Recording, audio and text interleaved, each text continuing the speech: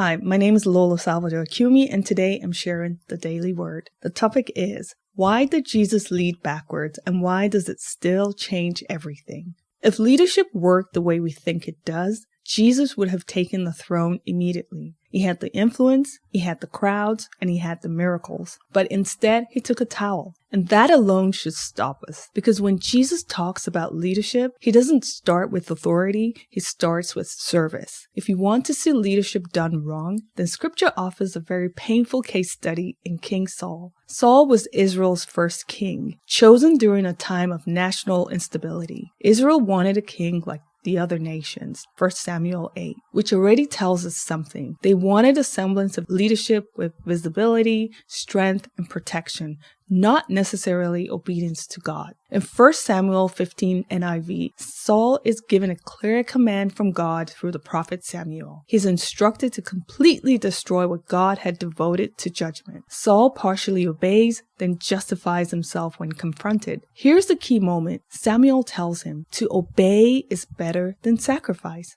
1 Samuel 15:22 NIV. Saul's leadership failure was not incompetence, but rooted in fear. He admits, I feared the people and obeyed their voice. 1 Samuel 15:24 NIV. And that's the leadership fracture. Saul led from insecurity. He measured success by approval. He protected his image instead of honoring God's instruction. Historically, this matters because kings in ancient times were seen as reps of divine authority. A king's obedience was meant to reflect God's rule. Saul flipped that. He used spiritual language to excuse disobedience and religious activity to cover rebellion. The Hebrew word behind obedience here is shema, which means to hear with the intent to act. Saul heard God, but he did not shema.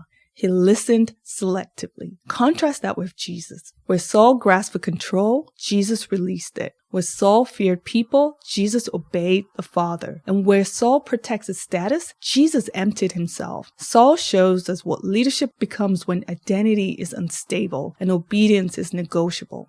In Mark 10:42 NIV, Jesus looks at his disciples who are arguing about who's the greatest, and he says, you know how the rulers of the Gentiles lord it over them. That phrase, lord it over, in Greek means to dominate, to press down, to control. And that's why Jesus had to redefine leadership entirely, not just to correct bad models, but to replace them. Saul shows us what leadership looks like when it's driven by fear. Jesus shows us what leadership looks like when it's anchored in obedience.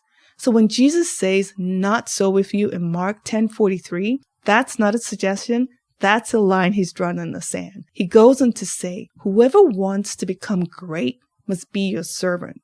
The word he uses is diakonos, and when he escalates it to doulos, a bondservant, someone with no status, no leverage, no applause. Why? Because that's how he leads. In John 13, Jesus washes the disciples' feet. This wasn't symbolic fluff, because in the culture of the day, this job was assigned to the lowest person in the household. And the scripture emphasizes that Jesus knew who he was, where he came from, and where he was going. Identity first, humility second. Insecure leaders grasp for power. Secure leaders give it away. And then there's Philippians 2. Paul says, Jesus emptied himself. The Greek word means he poured himself out. He didn't cling to status. He didn't protect his position. He trusted the Father with the outcome. That's how leadership in the kingdom operates. Isaiah saw it coming centuries earlier. A servant who wouldn't crush the bruised reed. A leader who wouldn't shout to be heard. This Messiah wouldn't rule by force, but by faithfulness. This can all be found in Isaiah 42, 1-4. But here's the truth we don't like. You can lead successfully without Jesus, but you cannot lead like Jesus without surrender. Because Jesus doesn't lead for control, he leads for transformation. He doesn't build followers who depend on him forever. He builds disciples who look like him over time. And ultimately, this isn't about leadership theory, it's about a person. Jesus didn't just teach servant leadership, he embodied it. He walked it to the cross. And he proved that the way down is actually the way up. So if you're leading anything, a business, a ministry, a family, a creative calling, the question isn't, how do I lead better? It's, who am I following? Because when you lead like Jesus, you're not just managing people, you're pointing them to him. And that changes everything.